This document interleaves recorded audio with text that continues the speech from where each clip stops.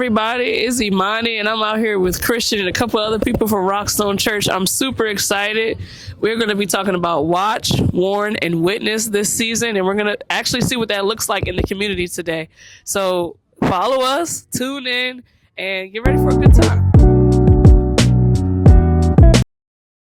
Okay, hey, this is Christian from Impact Podcast. We're here with Commissioner Shakira Johnson. Yep, and we're thankful that you came on the show. Thank you for accepting the little Q&A. So we just have a question for you, and it says, in your experience, what is one way people can witness change by standing up, speaking up, or showing up when they see something that's not right? So as DeKalb County Commissioner, it's very important for us that we actually hear from our community. So when you witness something, you see something, you want to see change, please reach out and let your elected officials know, let the leadership know, because we can't be everywhere, we can't see everything. So being that voice when you may think someone has already spoke about this, someone's already brought it to our attention, but you may be the first person to let us know what's happening in the community. And when we know something, we can actually work to affect some change and see how we can help improve that. So being a witness, even if it's an email, a phone call, can really impact how we are able to do our jobs and really impact how we can affect change in the community. Of course, that's very true. Y'all listen to that. I'm telling you, that's great advice. Yes, it's great advice. We get emails all day long about all kinds of different things.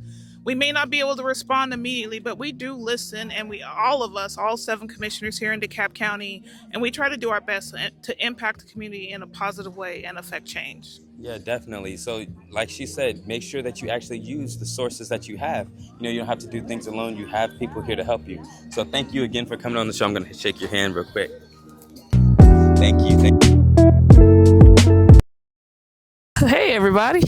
My name is Imani. I'm with Impact Podcast. Do you mind introducing yourselves? My name is Vanessa Walls. I live here in Stone Mountain, been a 20-year resident, and I'm running for Stone Mountain City Council, Post 5. Awesome. Okay. And my name's Kay Nunez. I am a homeowner and resident of Stone Mountain also. I live in the Shermantown area. Been here 26 years, and I'm running for City Council, Post 4. Great. And thank y'all for coming on the show and everything. We're just going around, and many people don't even accept it, but I'm glad that y'all did it. So thank you. All right, so I'll go ahead and ask the first question if that's okay.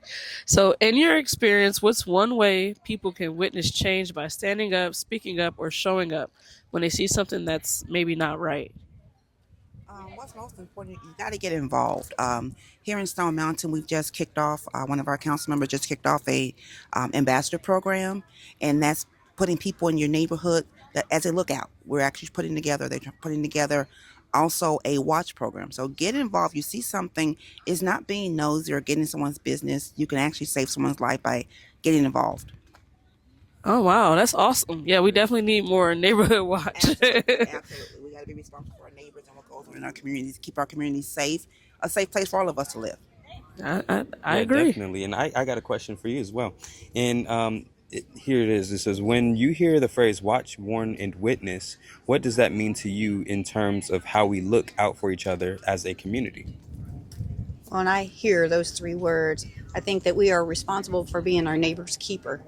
We live in a society today that everybody likes to hide behind their camera. We want to video things, but we don't want to participate or engage. We need to know who our neighbors are. We need to share food, share our gardening resources when we raise things. I mean, it's a great way to connect to the community, but we are responsible for being our neighbor's keeper. Of course, that's very true. And thank y'all for coming on and spreading inspiring people on our show. And yeah, you can just, do y'all want to tell them where they can find y'all or any information about y'all? Absolutely. You can find my webpage is vannyforthevillage.org. Our webpage is Vanny for the Village. And make sure you get out and vote on November 4th. No matter who you vote for, just make sure you exercise your right to vote. Perfect. Thank you. And you? Right. And you can find me on Facebook at K4 Stone Mountain. It is important to vote. It's very important to engage in your community. And remember, your municipal elections are your most important election. So get out and vote. Thank you. Definitely. Thanks for coming on, y'all. Okay, thank y'all.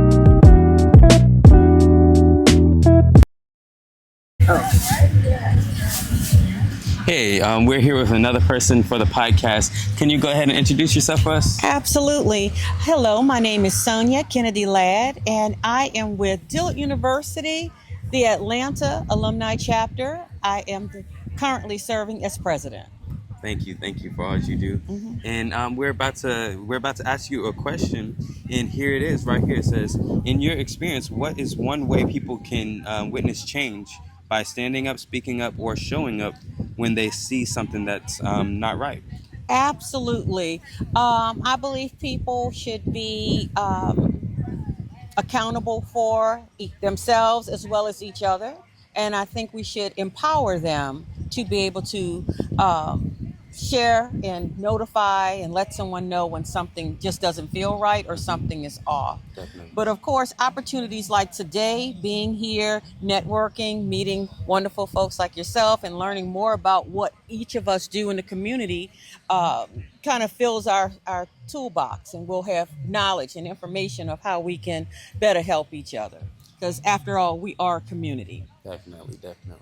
And thank you for coming on the show and everything like that. I'm telling you, we spoke earlier that today she's a very nice lady and everything like that. So, Thank you. Thank you course. so much. And again, I'm here with Dillard University, Atlanta Alumni Chapter. Dillard is the oldest HBCU in the state of Louisiana.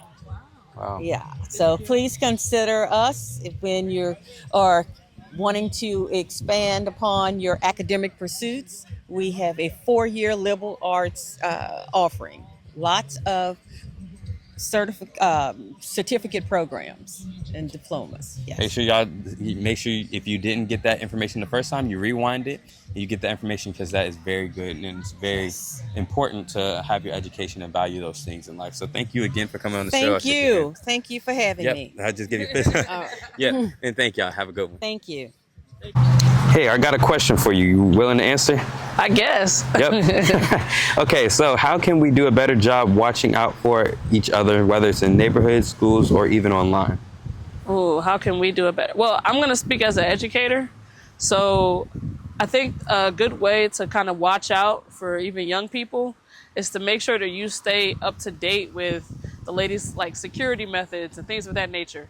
So educate your students. So the way that you can educate your students, you would have to look up, okay, maybe I should figure out how to prevent people from getting bullied online. Or maybe I should let students know that they shouldn't share their personal information with people on social media. So like those are good ways of making sure that you're like watching and warning even children through education. Or if you want to think about it as a parent, there's a lot of things going on online right now, especially with AI. There's literally fake accounts being made, and they're talking to people, and they're asking for requests and things of that nature. But there's somebody that makes that AI account, and they may not have the best intentions for your child. And then aside from AI, there's people that make fake accounts of things of that nature on Instagram, Facebook, Snapchat especially. Watch out for Snapchat. There's all these different things going on. So just talking about making them aware, even checking in on their phones, you know what I mean? That y'all can do that. Your parents, you can go ahead and check their phones and just make sure that they're doing what they're supposed to do and that they're safe, because it's not online safety is really important. And I think that's really one way. I don't know why I went that direction of online safety. I guess that's important as of now, but just making sure that you're watching out for the younger generation. Hello, this is Christian again, and we're here with somebody else within our community. And thank you for coming on the show. Could you introduce yourself to our viewers? Hi, my name is Evelyn Correa. I'm owner of Balloon Business, Balloony, and I'm here to help with community and work with community. Perfect. And I got a question for you today. It says, how can we do a better job watching out for each other, whether it's in neighborhoods, schools, or even online, without crossing boundaries or creating fear?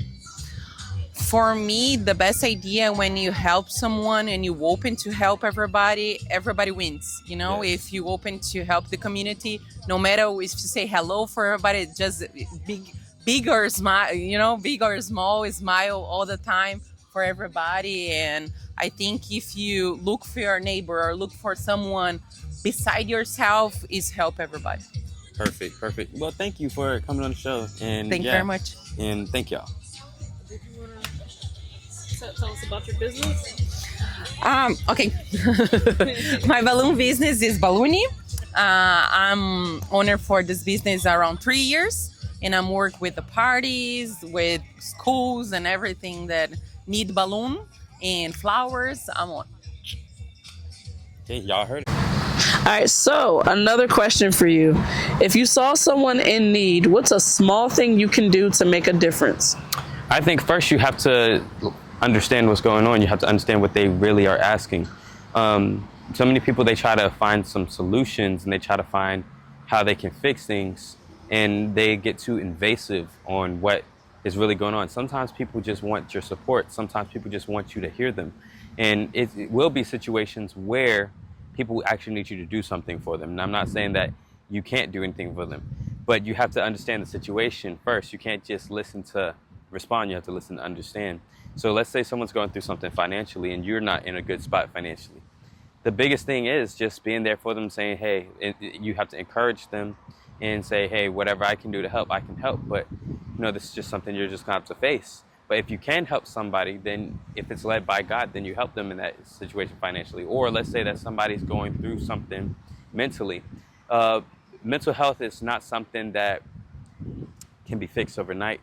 It's not something that people just say 3 words and it goes away. Even people pray about it for years, and they pray about it for an extended amount of time. Some people prayed about it for 10, 20, 30 years over depression and mental health. And they went to therapists, they've done all these things, but yet they still don't have any solutions. So that's one thing that we can do, is we have to make sure that we are there with them and we talk to them and say, hey, we understand. We may not know exactly what you're going through. 2 people can go through depression and see it 2 different ways. So 2 people can go through the same situation, and the way they get out of it are 2 different paths. So because you went through something that somebody else went through does not mean that you fully understand how they feel. You could have an idea of how they feel, how it made you feel, but people can feel differently on different situations. So the biggest thing is, you may not always go up to this person and say, hey, I know how you feel. You say, I know what it's like to be in that situation. However, you don't know how deeply they feel about something, or how deeply somebody hurt them, because there's no way 2 people can be alike. That's what's we have to realize. God made us all different. We all have different emotions, different experiences. So the best thing we can do to support somebody is pray for them. We can fast with them. We can go to God, because that's the biggest thing we can do in society when it comes down to helping people. But anything that you can do to support, if God laid it on your heart to support them financially, or give them something, or do something, say something, then of course do those things. But the most important thing is praying and understanding what the situation at hand is. Today, we're going to do just that. We're going to walk for understanding, awareness, and healing. After attending this event, what are some ways that we could continue to inspire our community and spread awareness, even with using different sources that was offered to us today, like the police and working with city officials and different organizations?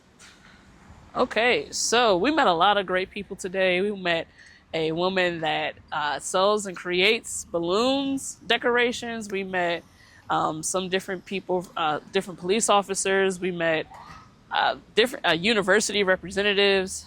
But one lady that stuck out to me, she said, I believe she's the commissioner, one of the commissioners of Stone Mountain, if I'm not mistaken.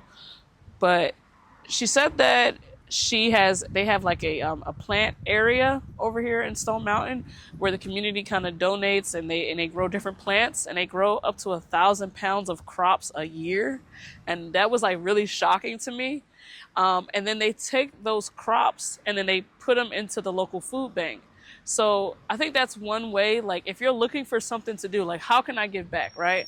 What can I do? And maybe it's not always just handing out food. Maybe it's you coming and being the planter, you know what I mean? Maybe it's you coming and making sure you water the plants, or checking on them, or taking, once they've blossomed and grown, taking them to the food pantry so that they can be given to people. So you don't always have to like think about it like, oh, I have to be directly in contact with people. I got to feed the homeless in this way. Or I have to do this or that.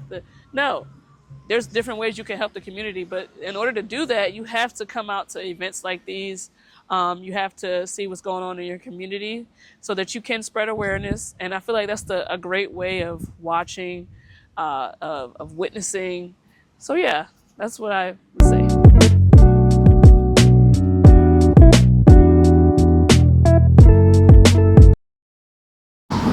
Hey, so I am here again with my host, Christian. Hey. And I'm going to ask him a question. So, in your experience, what's one way people can witness change by standing up, speaking up, or showing up when they see something that's not quite right? Yeah, that's a great question. I would say the biggest thing is just being present, like you were saying, speaking up, standing up. A lot of times people go through stuff in life, and even they have traumas from growing up where either parents, people are saying something. I'm not sure if y'all have experienced this. I haven't experienced it, but I've heard other people experience it.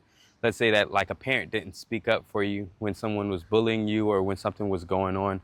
That can really do something to you and everything like that. So it's very important that when we are warning and watching and witnessing and doing all these things in our life, that we actually look out for each other. You don't have to just stay there and not say anything. When somebody's doing somebody wrong, you stand up for them. You do things like that.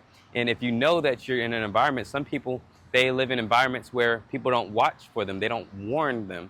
Like those encourage them to go and do something. Like, for instance, let's say that I grew up and I always hung out with a particular type of friends or whatever. And eventually, or always, what always happened was when I hung out with these particular type of friends, it always led me to depression.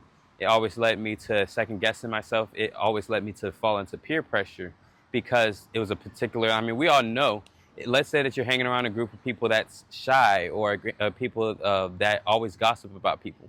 And gossiping at first, as humans, it's entertaining, it's a dopamine hit. But at the same time, it's not going to lead to anything good. So if I have a kid and then I used to hang around people that gossiped and they was depressed all the time, why would I go encourage my child to go and do those things with people that gossip and are depressed? Because I know firsthand of where it leads you to. So that's just one thing about warning and watching out for people. And it's many more examples we have even out here in the community as we talked about this episode. We have to, if something's going on and you see it, you have to warn, and you got to be like, don't go back to that situation. We was just had an event about domestic violence and everything. So many people are in situations where the biggest reason is because nobody's looking out for them, nobody's watching for them, and then they grow up and they think that nobody cares. So they think that being abused or they think that being mistreated is just a way of life, and that's not the case. That's why if you see something going wrong, you have to say something and say, hey, nobody should be treating me this way. I should not have to put up with this. I should not have to put up with somebody speaking to me this way, because that's not something that's going to be positive for my mental health or physical health. So just with this question, I just say make sure that you are there and you support them. You are there for them. You're not there to impose what you want for them, but you are there and you say, whatever you want in life, I would have to accept that because I want you to be happy. And that way somebody can help. That way someone can feel supported in that situation. Thank y'all for tuning into this episode. We had some great conversation, some great input today, and I feel like this really impacted the community. If you want to see more episodes like this, make sure that you like, tag, share, comment, and tell us that you liked it.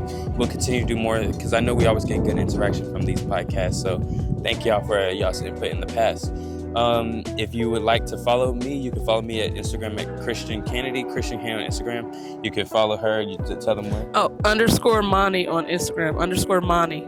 Yep. And thank you for coming on the show. This is one of the youth at our church, Evan Higgins. So thank you for coming on the show, man. You have anything you would like to say before we get out of here? No. Okay, but still, it's really good that we got out here in the community today.